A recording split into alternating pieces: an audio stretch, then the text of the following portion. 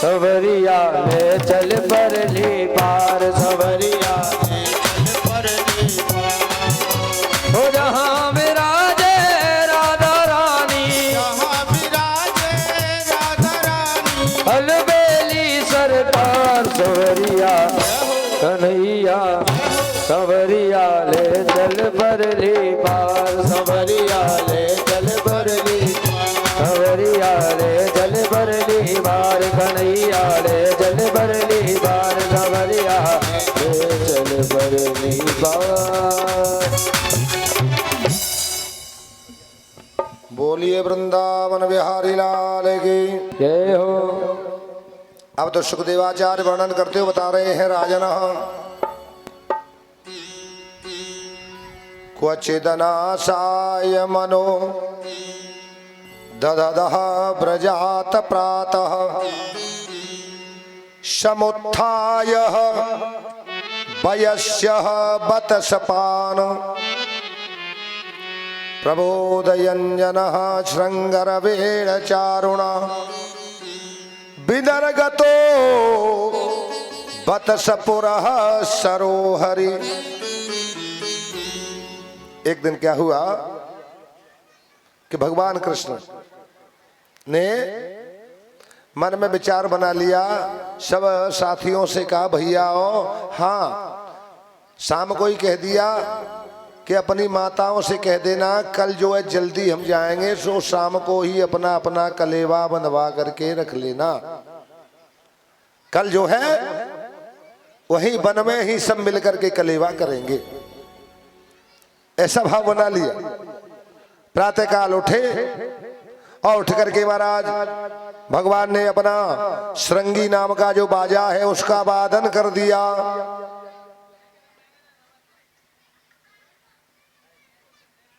देखो मैं तो वही यहां से खड़े करवाए, फिर तुम वही काम करना शुरू कर दिया तुमने।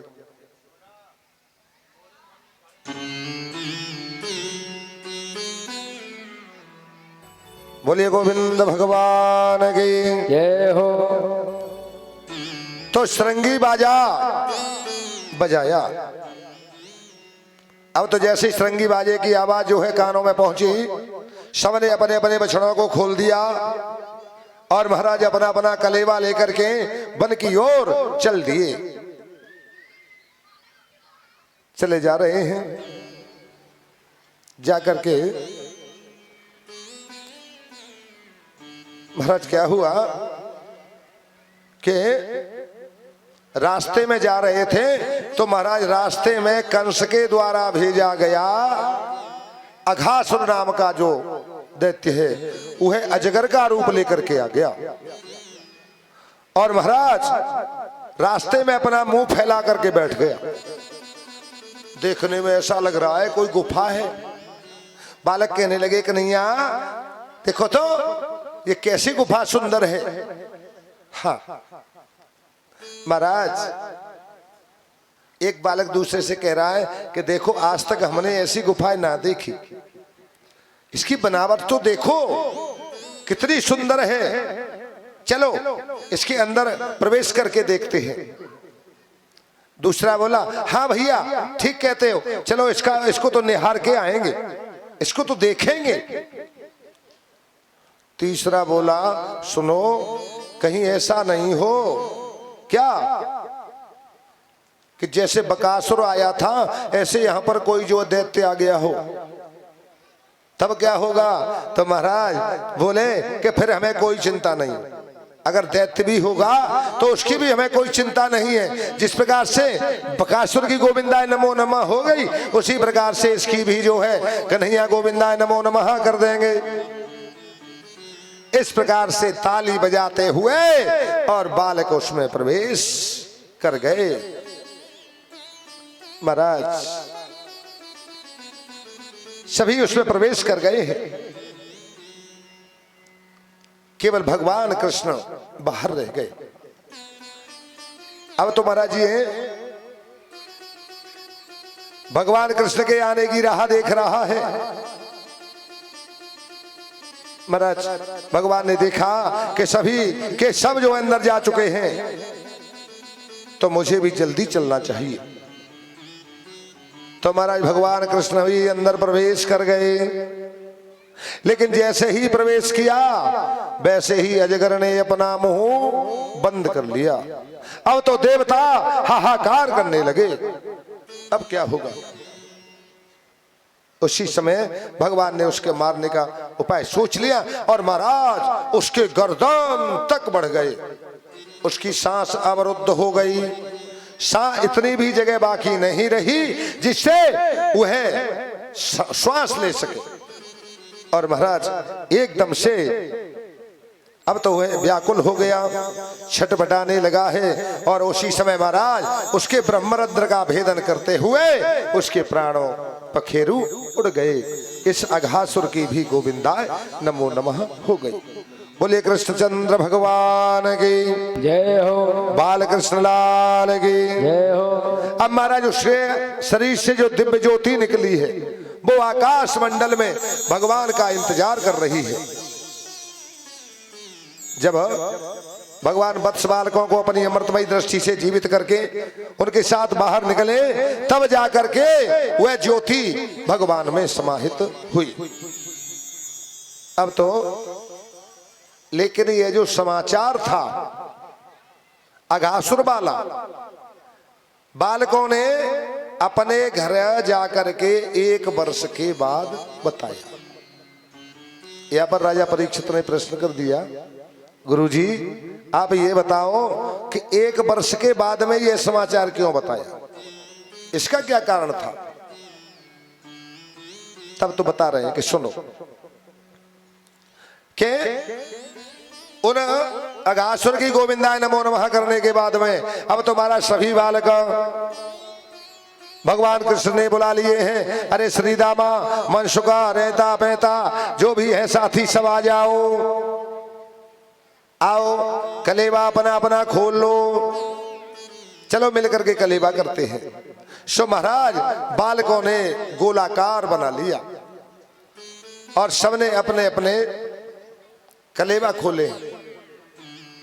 अब कृष्ण कह रहे हैं, भगवान सबसे कह रहे हैं, भैया तेरी मैया ने क्या भेजा है, भैया तेरी मैया ने क्या दिया है। अरे श्रीरामा तू क्या लेके आया है। श्रीरामा महाराज बड़े शर्मिंदा हो रहे हैं, वो दुबका रहे हैं। क्यों दुबका रहे हो। अरे कन्हैया हाँ, अरे तेरी क्या है, तेरे यहाँ तो 9 लाख गए हैं, तू तो चाहे कुछ भी ले आएगा, मेरे पास कहाँ है। अरे तू अपने कलेवा को छिपाता है, मैं जो है इस प्रकार से भगवान कृष्ण सबके मुंह में से छीन छीन करके खा रहे शुरू कर दिया है। ब्रह्मा जी देख रहे हैं। ब्रह्मा जी ने देखा तो ब्रह्मा जी को मोह उत्पन्न हो गया। अब ब्रह्मा जी कह रहे कैसा ये है पूर्ण ब्रह्म है जो गोप बालकों के मुंह में से ले ले करके छीन छीन करके खा रहा है। अब तो ब्रह्मा जी के मन में मोह उत्पन्न हो गया। सो परीक्षा करने आ रहे हैं। इधर क्या हुआ कि हमारा तब तक कुछ बछड़े जो है दूर जा चुके थे। भगवान ने बालकों से कहा भैया सुनो, हाँ तब तक तुम कलेवा करो, तब तक मैं बछड़ों को लेकर के आता हूं। अब भगवान उधर बछड़ा लेने गए, तब तक ब्रह्मा जी ने बछड़ाओं का हरण कर लिया। वहां भगवान को बछड़ा नहीं मिले। लौट करके आए तो यहां से बालकों का हरण कर लिया। भगवान को समझते देर नहीं लगी कि यह ब्रह्मा जी का कृत्य है। ब्रह्मा जी को जो है मोह उत्पन्न हो चुका है। सो उन्होंने महाराज संध्या काल जब उपस्थित हुआ तो सारे बछड़ों का रूप धारण कर लिया, सारे बालकों का रूप धारण कर लिया। जो बछड़ा जहां बैठ बंधता था उस स्थान पर जाकर के बांध दिया। और प्रातः काल होते ही महाराज सबकी मैयाओं से जाकर के मिल लिए। प्रातः काल होते ही फिर बछड़ा लेके चले आए। इस प्रकार से अब ब्रह्मा जी ने सोचा कि चलो मुझे देखना चाहिए ब्रज में क्या हो रहा है। ब्रह्मा जी आए। ब्रह्मा जी ने आकर के देखा तो महाराज यहाँ पे ग्वाल वाल और बछड़ा दिखाई दे गए।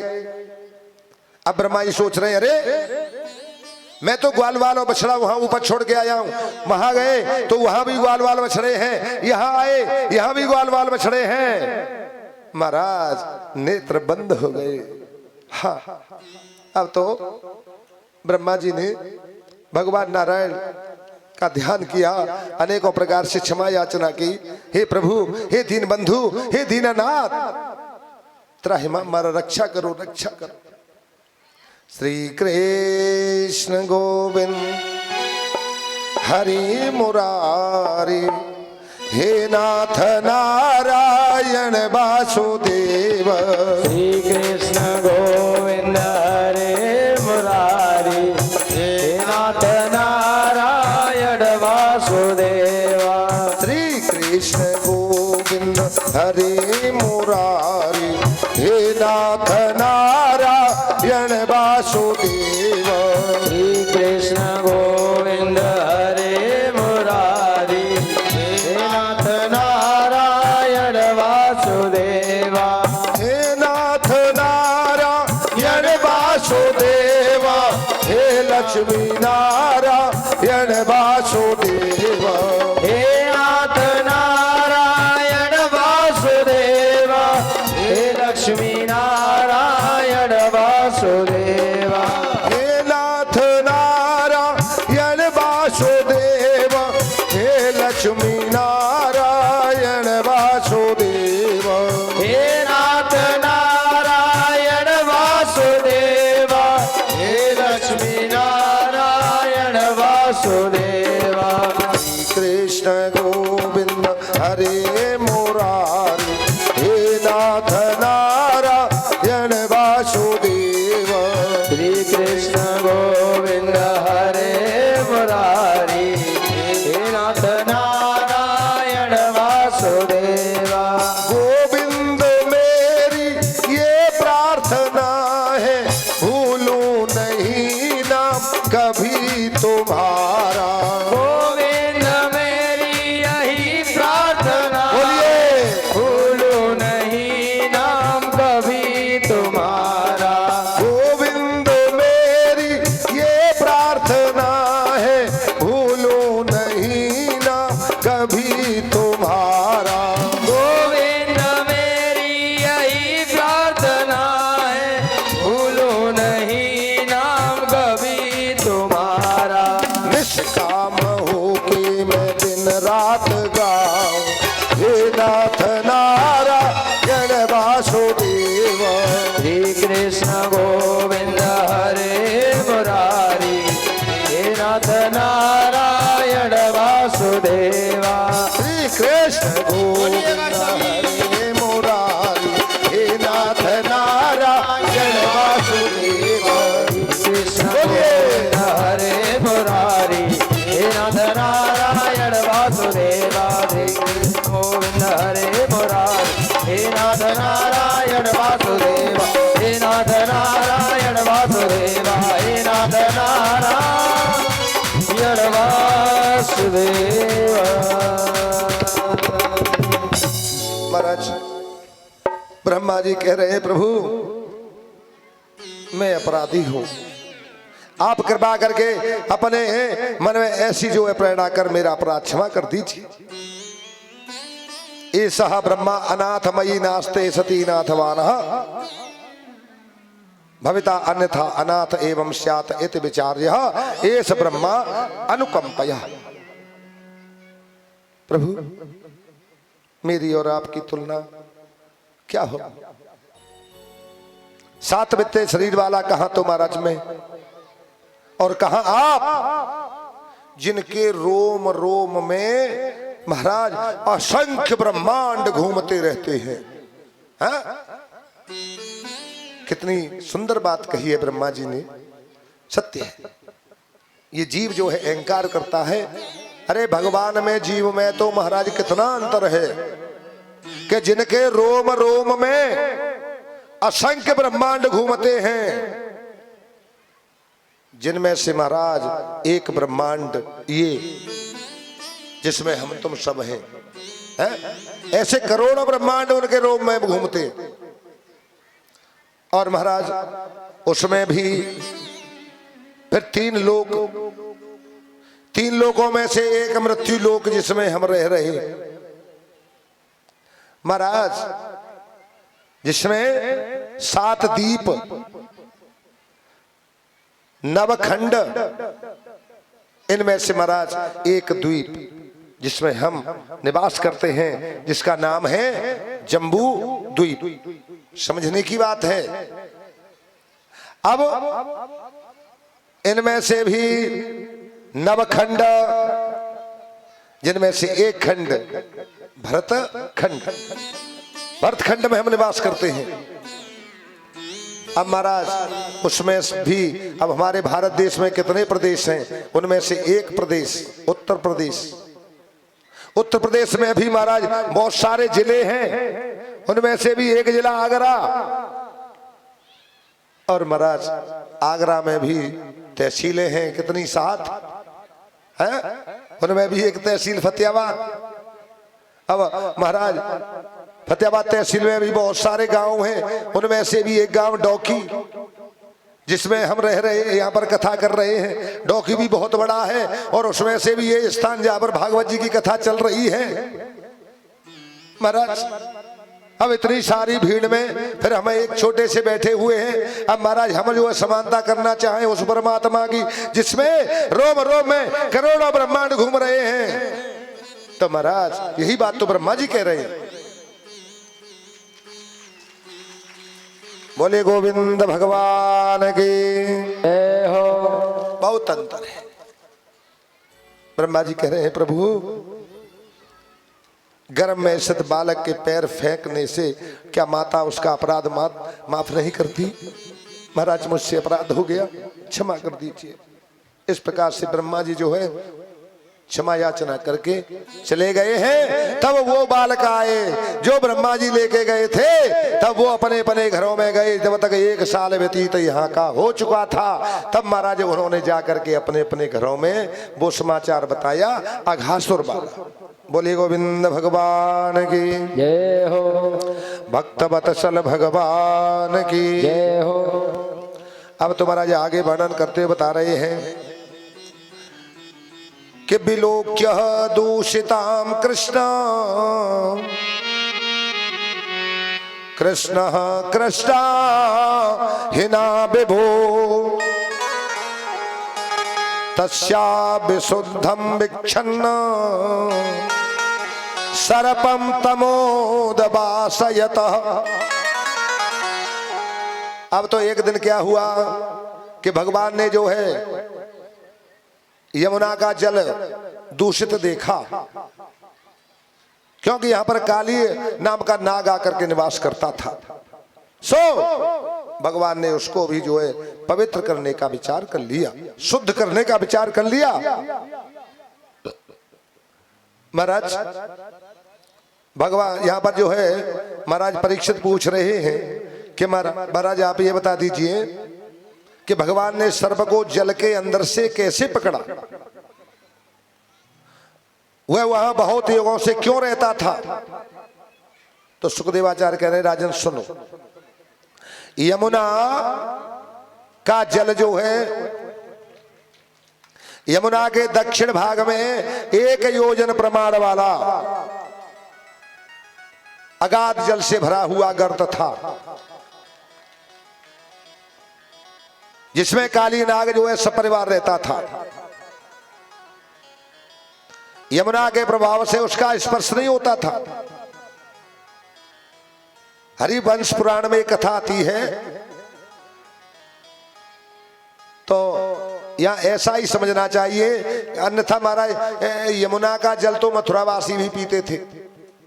अगर यमुना का जल दूषित होता तो वह पीने के योग्य नहीं होता, उसको यमुना मथुरा के वासी कैसे पी सकते थे? तो यमुना का जल दूषित नहीं था, उस गर्त का जल दूषित था जिसमें काली रहता था। ये यमुना से हट करके था, जिसको काली दह बोलते हैं। महाराज ये बिस्के मारे हमेशा उबलता रहता है। इस प्रकार से यहां पर जो है केवल एक कदम बाकी था और सभी जो है उसके बल से उस विष के प्रभाव से सारे वृक्ष सूख गए थे। ये कदम इसलिए बाकी था कि महाराज आकाश में गरुड़ जी जो अमृत का कलश था उसको लेकर के जा रहे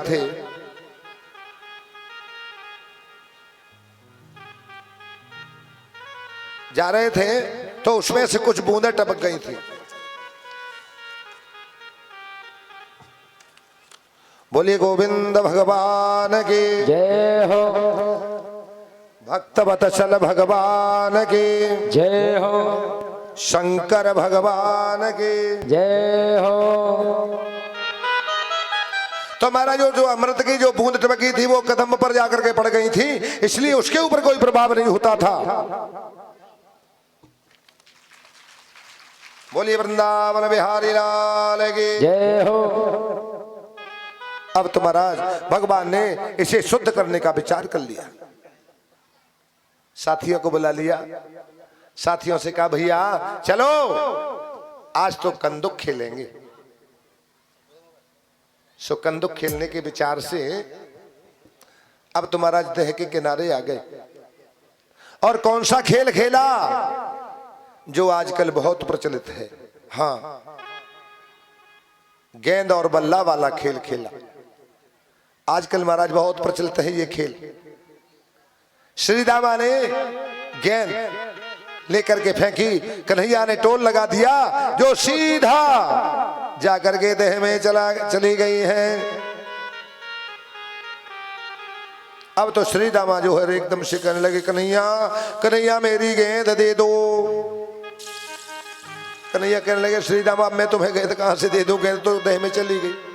कि नहीं नहीं मेरी मैया को पता लगेगा, मेरी मैया बहुत गुस्सा करेगी, मेरी गेंद ला करके दे दो। भगवान कह रहे हैं कि मैं इसके अंदर कैसे जाऊंगा, यहां पर बहुत विषैला नाग रहता है। श्री दामा मान नहीं रहे।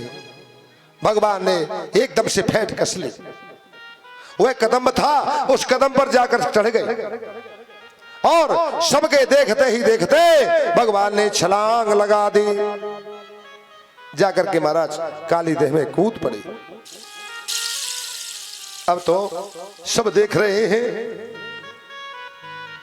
महाराज, सभी लोग जो है बड़े ही दुखी हो रहे हैं। अरे श्री दामा तुमने ये क्या किया, कन्हैया जो है देह में कूद गया है, अब क्या होगा। गैया रमाने लगी। ब्रज के वृद्ध बालक स्त्रियां सबके सब कृष्ण दर्शन की लालसा में महाराज भगवान के चरण चिन्हों के सहारे उन्हें खोजते हुए यमुना के तट पर पहुंच गए।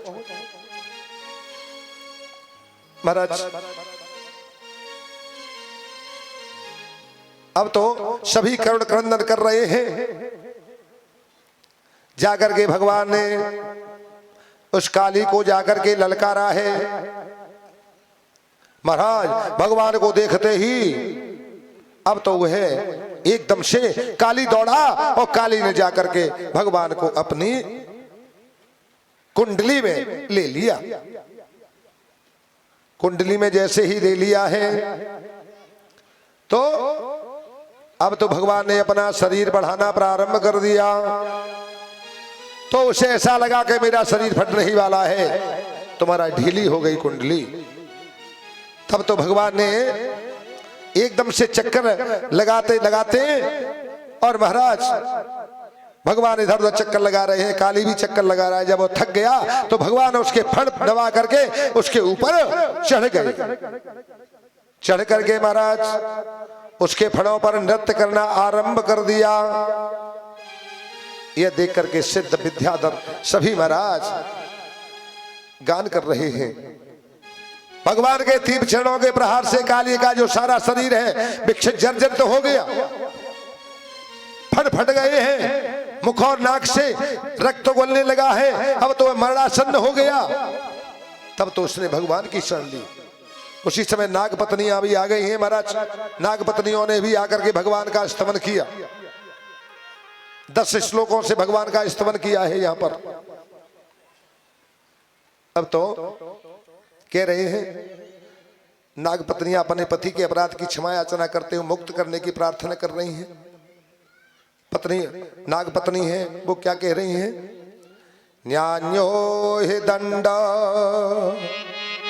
कृतविल विशेषमतः अवतार खुल निग्रहाय रिपो सुतानाम पितुल्य दृष्टे दत से दमम फलमेवानुशंसन।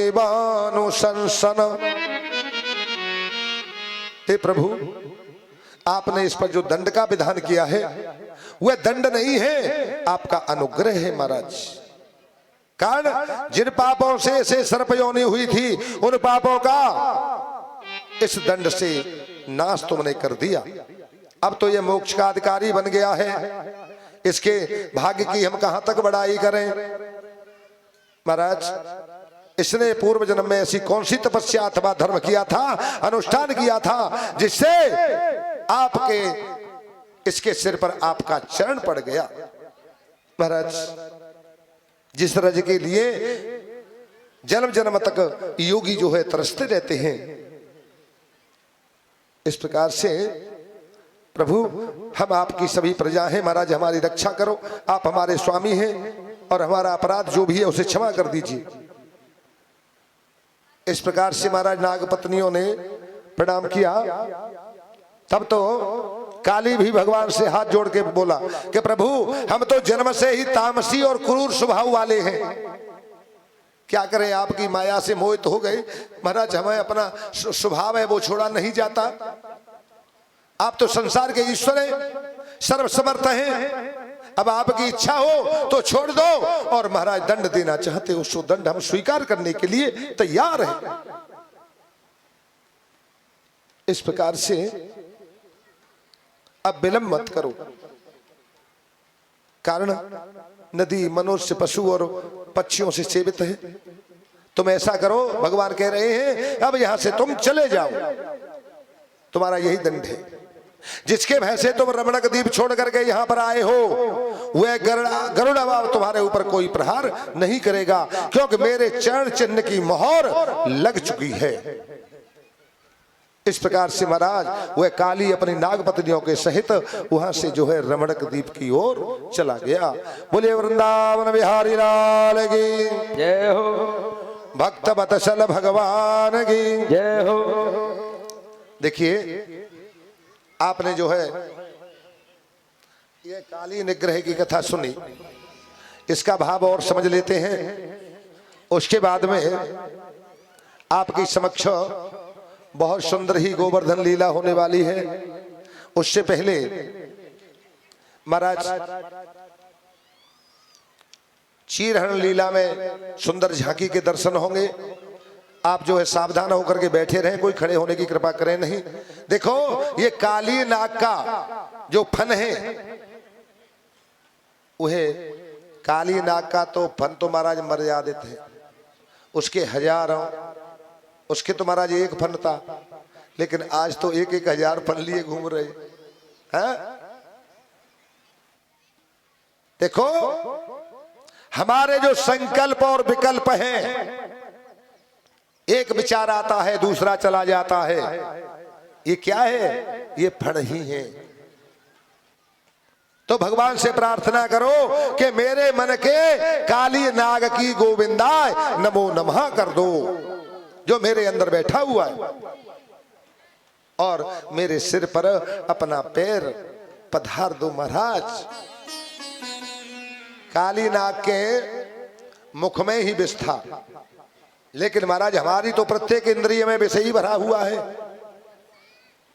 जब तक इंद्रिय वासना रूपी विष से भरी हुई है, तब तक महाराज भक्ति हो नहीं सकती। इंद्रियों को नहीं, इनमें समाहित विष को नष्ट करना है। और यह विष होगा कैसे नष्ट? जब तक सत्संग नहीं होगा तब तक यह विष नष्ट नहीं होगा। सत्संग करना पड़ेगा। इंद्रिय रूपी भक्ति में इंद्रियाध्यास आए तो शुद्ध नहीं हो पाएगी।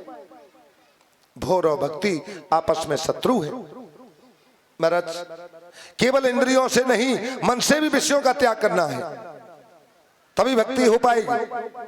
विषयों का त्याग केवल सत्संग से होता है, इसलिए सत्संग करना चाहिए, महापुरुषों का संग करना चाहिए, महापुराणों का, ग्रंथों का संग करना चाहिए। हमें परमात्मा को खुश करने की आवश्यकता है, संसार को खुश करने से कुछ भी प्राप्त हो नहीं सकता। और सुनो, संसार खुश हो भी नहीं सकता। हाँ समझो, एक बार क्या हुआ कि एक महाराज महाशय थे, उनका पुत्र था, सो कहीं जा रहे थे। महाराज उनके पास घोड़ा था, तो महाशय ने विचार किया कि ऐसा करो लाला, तू घोड़े पर बैठ जा और मैं घोड़े को लगाम पकड़ के चलूंगा। इस प्रकार से महाराज बोलिए वृंदावन बिहारी लाल की जय हो, भक्त वत्सल भगवान की जय हो।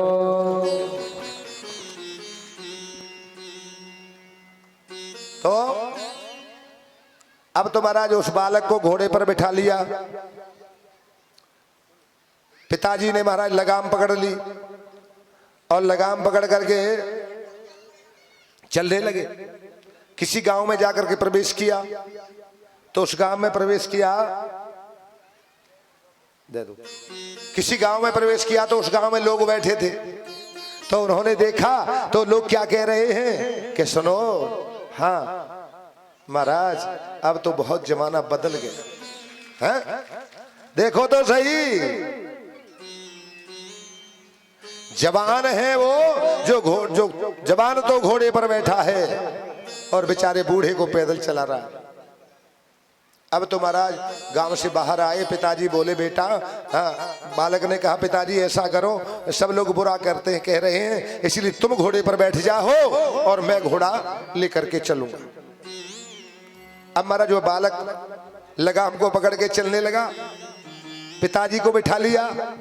अब पिताजी को लेकर के दूसरे गांव में पहुंचे तो वहां के लोग कह रहे हैं कि देख लो कितना जमाना बिगड़ गया है, बूढ़ा घोड़े पर बैठा है और बच्चा जो है पैदल जा रहा है।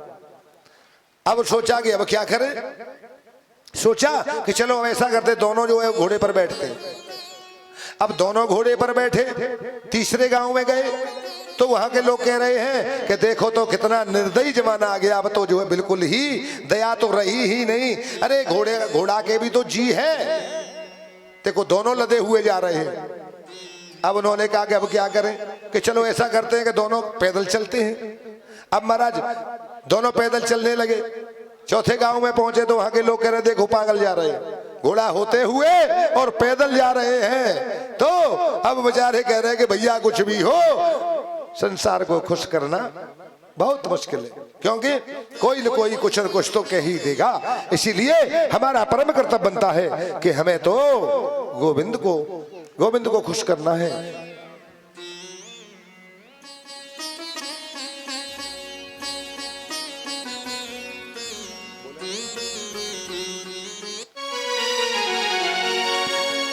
ओ मेरे सिर पर रख दो भगवान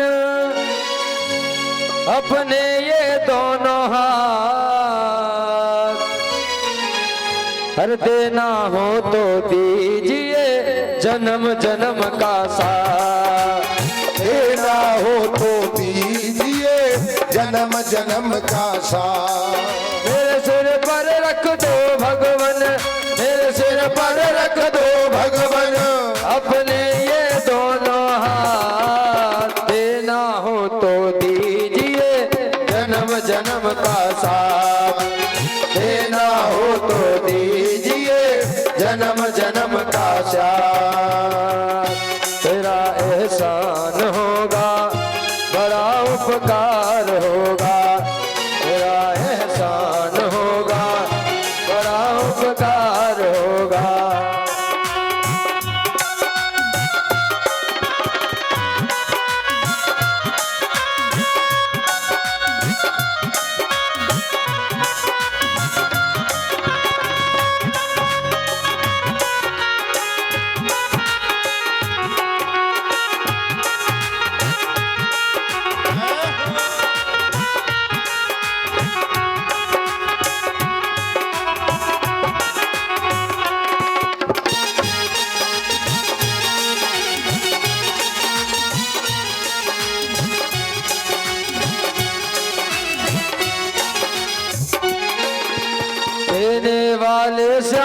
प्रभु से धन और दौलत क्या मांगे।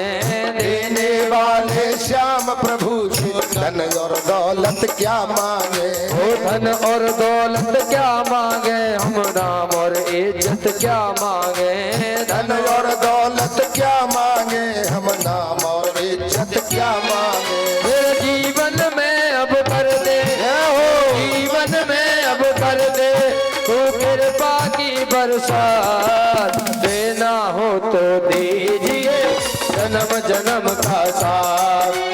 देना हो तो दीजिए जन्म जन्म का साथ। ताली बजाते हुए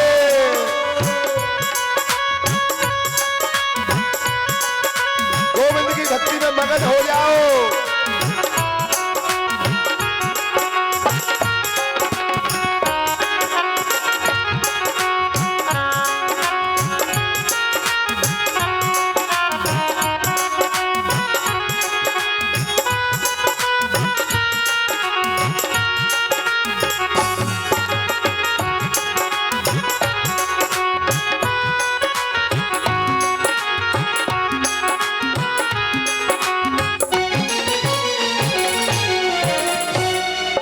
तो श्याम तेरे चरणों की धूली धन दौलत से महंगी है। श्याम तेरे चरणों की धूली धन और दौलत महंगी है। ओ एक नजर कृपा की बाबा नाम इज्जत से महंगी है। एक नजर कृपा की बाबा नाम इज्जत से महंगी है। मेरे दिल की तमन्ना यही है, मेरे दिल की तमन्ना यही है, करो सेवा तेरी दिन रात। हर देना हो तो दीजिए जन्म जन्म का साथ। देना हो तो दीजिए जन्म जन्म का साथ।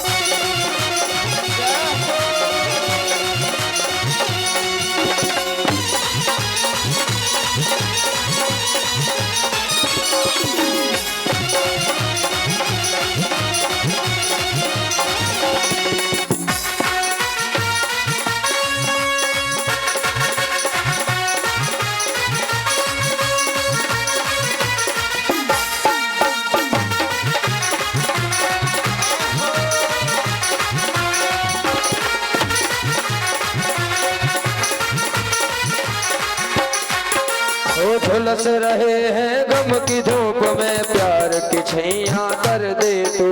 झुलस रहे हैं गम की धूप में, प्यार की छैया कर दे तू। वो झुलस रहे हैं गम की धूप में, प्यार की छैया कर दे तू। झुलस रहे हैं गम की धूप में, प्यार की छैया कर दे तू। बिन माझी मेरी नाव चले ना, अब पतवार पकड़ ले तू। बिन माझी मेरी नाव चले ना, अब पतवार पकड़ ले तू। मेरा रास्ता रोशन कर दे, मेरा रास्ता रोशन कर दे, चाहिए अंधियारी रात। देखो अब की बार अवतर दिखाया। अब तो दोनों हाथ ऊपर करके भगवान से कहो कि देना हो तो दीजिए जन्म जन्म का साथ। देना हो तो दीजिए जन्म जन्म का साथ। तेरा एहसान होगा, बड़ा उपकार होगा। तेरा एहसान होगा, बड़ा उपकार होगा।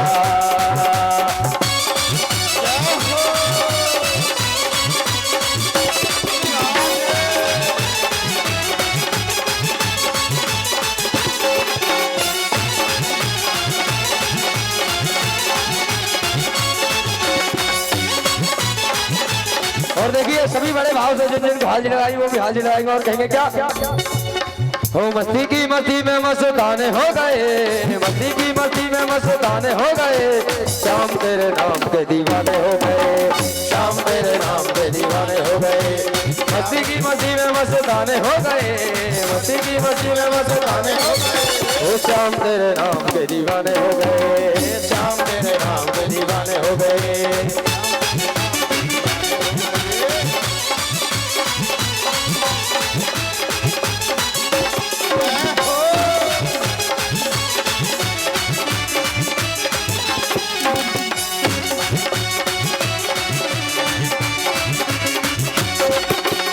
तेरे बिना कुछ मुझे भाता नहीं, चैन मुझे एक पल आता नहीं। तेरे बिना कुछ मुझे भाता नहीं, चैन मुझे एक पल आता नहीं। देखा जो तुझे हम दीवाने हो गए, देखा जो तुझे तो मस्ताने हो गए। श्याम तेरे नाम के दीवाने हो गए, श्याम तेरे नाम के दीवाने हो गए, श्याम तेरे नाम के दीवाने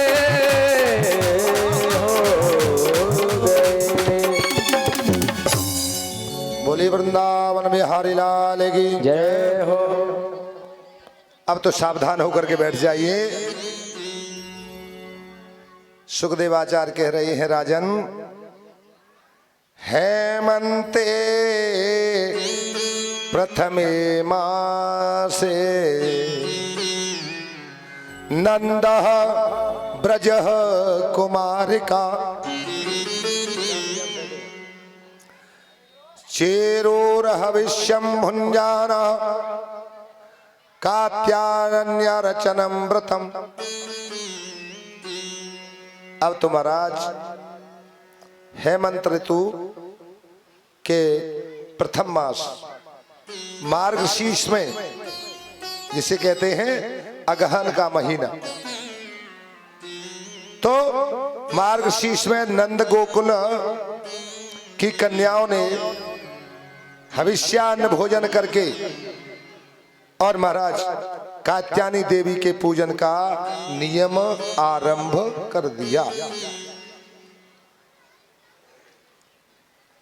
वे प्रतिदिन अरुणोदय बेला से 4 घड़ी रात्रि शेष रहते हुए स्नान करने जाती थी। वहां पर देवी की मूर्ति महाराज बना करके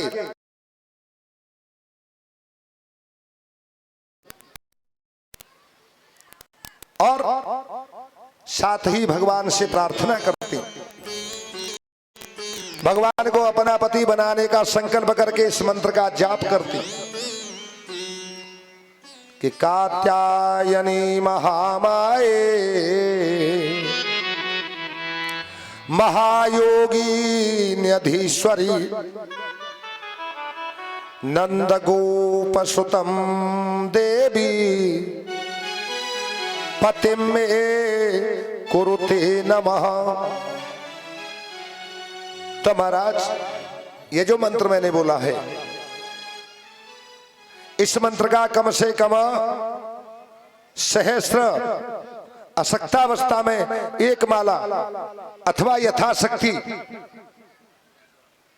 जप कर लिया जाए तो कन्या को सुंदर पति की प्राप्ति होती है। हाँ, तो इस प्रकार से कन्या इसी मंत्र का जाप करती हैं। श्री कृष्ण में चित्त लगा करके 1 महीने तक विधि पूर्वक व्रत का पालन किया। अब तुम्हारा ये परस्पर एक दूसरे का हाथ पकड़ करके अपने नाम के साथ में भगवान कृष्ण का नाम मिला करके गान करते हुए स्नान करने जाती थी। एक दिन स्नान के लिए यमुना के तट पर जाकर के उपस्थित हो गई। नित्य की भांति अपने वस्त्रों को किनारे पर रख दिया है और कृष्ण का गान करती हुई जल में विहार करने लगी। उसी समय भगवान कृष्ण उनके मनोरथ सिद्ध करने के लिए अपने सखाओं के साथ वहां पर जाकर के उपस्थित हो गए। महाराज और गोप कन्या के तट पर रखे हुए वस्त्रों को उठा करके झट से कदम के ऊपर चढ़ गए और बाद में हंसते हुए बालकों के समक्ष भगवान कृष्ण ने कन्याओं से कहा कि हसद्भिः प्रहसनः बालै परिहासमुवाचः। अरे देखो तो सही, ये वस्त्र कदम्ब की शाखाओं पर किसने लटका दिए हैं। महाराज मैं तो वहां गौए चरा रहा था दूर, तो दूर से मुझे तो ये कदम्ब पर लटके हुए दिखाई दिए। ये रंग बिरंगे होने के कारण मैं सोच रहा था कि कदम्ब पर ऐसे रंग बिरंगे फूल कहां से आ गए। महाराज ये कदम कहां से रंग बिरंगे वस्त्र धारण किए हुए, इसीलिए मैं यहां पर आकर के यहां पर चढ़ गया हूं। लेकिन कन्या कहने लगी, अरे लाला ये तो हमारे वस्त्र हैं, इसलिए तो हमें लौटा दो। भगवान कृष्ण बता रहे हैं कि देखो यदि हमारे हैं, यदि तुम्हारे हैं, तब शाखाओं पर कैसे पहुंच गए। कन्या कह रही है कि ये सारा जो है खेल है वो तुम्हारा ही है, ये तुमने ही किया है। तब तो कृष्ण ने आवेश में आकर कहा, अच्छा ठीक है, तुम चोर ठहरा लेगी, मुझे चोर ठहरा रही हो, तुम्हारी जो इतनी सामर्थ्य कि तुम मुझे चोर कहो। मैं नंदराज का पुत्र हूं, अरे नहीं तो मैं जो तुम्हारे ऊपर केस कर दूंगा, राजा कंस के पास जो है पहुंच जाऊंगा। कन्याओं ने कहा, लाला नाराज मत हो, देख लो ये वस्त्र तुम्हारे हैं कि स्त्रियों के हैं। कृष्ण ने कहा, यह तो मैं देख ही रहा हूं, तो क्या संसार में तुम ही एक स्त्री रह गई हो? क्या तुम्हारे ही पास वस्त्र हैं? क्या और कोई स्त्री नहीं है? महाराज आनंद आ रहा है। अब तो कृष्ण ने इस प्रकार से कन्याओं को अनेकों प्रकार से हास प्रयास किया। भगवान कृष्ण कह रहे हैं, देखो तुम यहाँ पर दुर्गा पूजने वाली तुम ही हो, दूसरी कोई दुर्गा पूजने वाली है नहीं। तुम कह रही हो कि हम दुर्गा पूजन करने आते हैं। सभी जो है हंस रहे हैं। तब तुम्हारे भगवान ने कहा, अच्छा तुम्हारे हैं तो ठीक है, तुम यहाँ आकर के ले जाओ। मैं सत्य कहता हूं, प्रयास नहीं करता, अपने अपने वस्त्रों को ले जाओ। भगवान के ऐसे प्रयास पर वे कन्याएं प्रेम मग्न हो गई और महाराज एक दूसरे को देखते हुए मुस्कुराने लगे।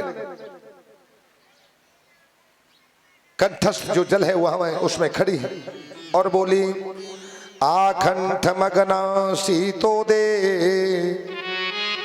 बेपमाना स्तंभुर्वन श्याम सुंदर ते दास्य करवामि तबोदितम् देहि वासांसि धर्मज्ञ नो चेदराज्ञे ब्रवामहे। महाराज हे गोविंद, हम तुम्हारी दासियां हैं, जो तुम कहोगे हम वही करेंगे। हे धर्मज्ञ, बस तुम हमारे वस्त्र दे दो, नहीं तो हम जाकर के राजा कंस से तुम्हारी शिकायत करेंगे। महाराज यहां क्रम से शूद्र में क्षत्रिय और ब्राह्मण वंश की कन्याओं का वर्णन है। भगवान कृष्ण ने कहा है कि यदि तुम्हारी दासी हो तो हमारा कहना भी करना चाहती हो तो हमारी आज्ञा है कि अपने वस्त्रों को ले जाओ। महाराज शुद्ध भाव से इस पर कन्याओं ने हाथ में अपनी लाज बचाई और भगवान ने उनके वस्त्र कंधों पर रख करके कहा, कन्याओं तुम सबने जल में नग्न स्नान करके वरुण देव का विशेष अपमान किया है। जल में कभी भी निर्वस्त्र होकर के स्नान नहीं करना चाहिए, इसीलिए मैंने तुम्हें यह शिक्षा देने के लिए लीला की। लो अपने अपने वस्त्रों को ग्रहण कर लो। स्नानम दानम तथा होमम शयनम गमनम भुजिम विवस्त्रो न प्रकुर्वीत कुर्बाण पापकृत भवेत।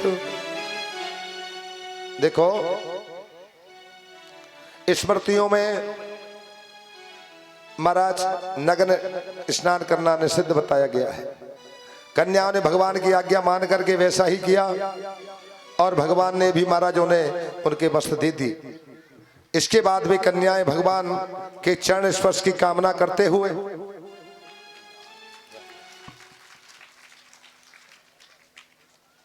बोलिए गोविंद भगवान की, भक्तवत्सल भगवान की। तो महाराज यहां पर जो है परमानंद उपस्थित हुआ है। भगवान ने समझा दिया कि तुम्हें जो है इस प्रकार से स्नान नहीं करना चाहिए। अब रही तुम्हारे मन की बात, तो जिस भाव से तुम पूजन करती हो उस कामना को मैं समय आने पर पूर्ण कर दूंगा। इस प्रकार से भगवान श्याम सुंदर ने आज जो है सभी कन्याओं को वचन दे दिया। महाराज, ये जो कन्याएं हैं भगवान श्याम सुंदर में ही मन को स्थिर रखती हैं। महाराज यहां पर कह रहे हैं कि देखो, संसार में मनुष्य के जीवन की सार्थकता इसी में है कि वह प्राण से, धन से, वाणी से सबका कल्याण करे और किसी का अनिष्ट नहीं करे। इसके बाद भगवान जो भी भगवान को अर्पण करता है भाव से,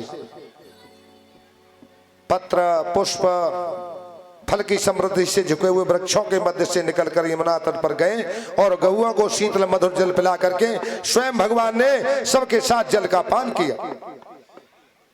परमानंद उपस्थित हो गया। बोलिए गोविंद भगवान की, भक्त वत्सल भगवान की।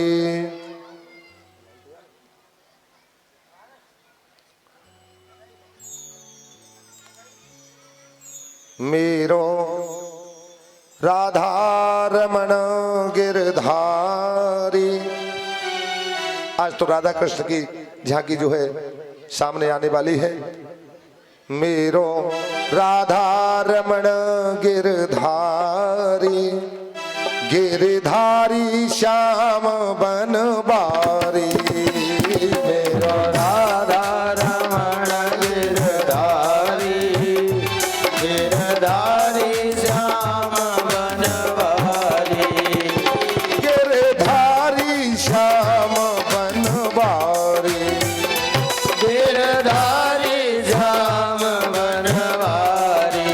ओ गिरधारी श्याम बनवारी, गिरधारी श्याम बनवारी।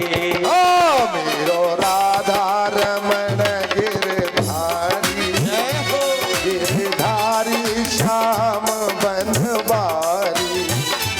मेरो राधा रमण गिरधारी, गिरधारी श्याम बनवारी।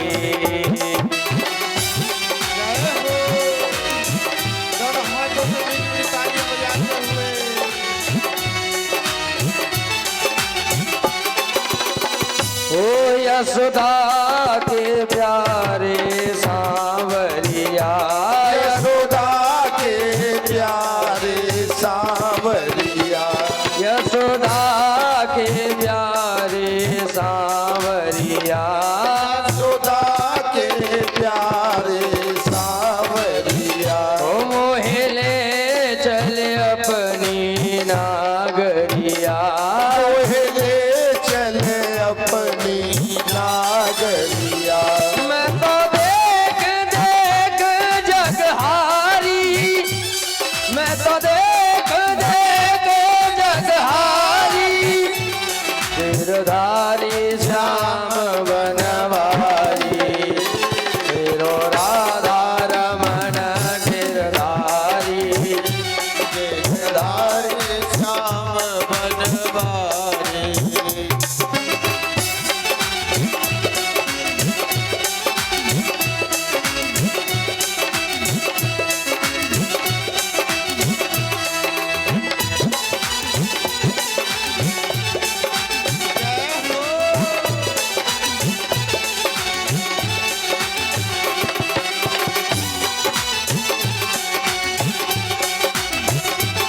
गिरधारी श्याम बनवारी, गिरधारी श्याम बनवारी। मेरो राधा रमण गिरधारी, गिरधारी श्याम बनवारी। हाँ, मेरो राधा रमण गिरधारी, गिरधारी श्याम बनवारी, गिरधारी श्याम बनवारी।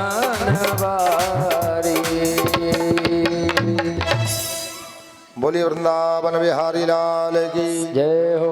सांस आती है, सांस जाती है, मुझको तो हर घड़ी शाम तेरी याद आती है। बैठे रहिए कोई खड़ा नहीं हो, सब बैठ जाओ। अभी बैठ जाओ, कोई खड़ा नहीं होगा। सब लोग बैठे रहना। बैठ करके देखेंगे सब, कोई खड़ा नहीं बैठ होगा। करके। सबको दिखाई देगा, तख्त पर आकर के देखे और सबको जितने दिखाई भी हमारे देगा। बैठ कार्यकर्ता भाई जाइए, है वो यहाँ आ जाए। सब बैठ जाओ। कार्यकर्ता जो भाई है वो यहाँ आ जाए लड़कों के पास। झांकी का आनंद लेते सबको बताओ इनको। बैठे रहिए। झांकी का आनंद जो होता है सबको खराब कर देते हो। सब आ जाओ, जो लड़के उधर घूम रहे हैं वो यहाँ आ जाओ। मुझको तो हर घड़ी शाम तेरी याद आती है।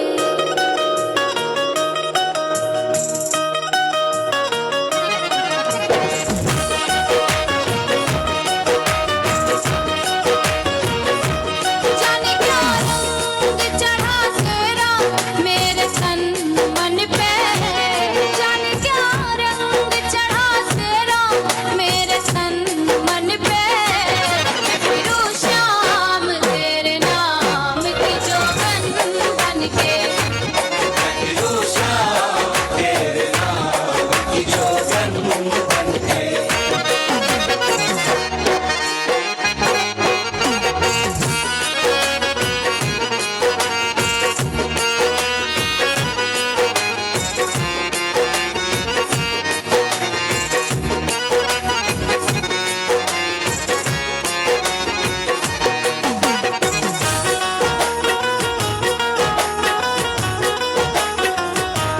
तेरी सूरत बसी कन्हैया मेरी आँखों में।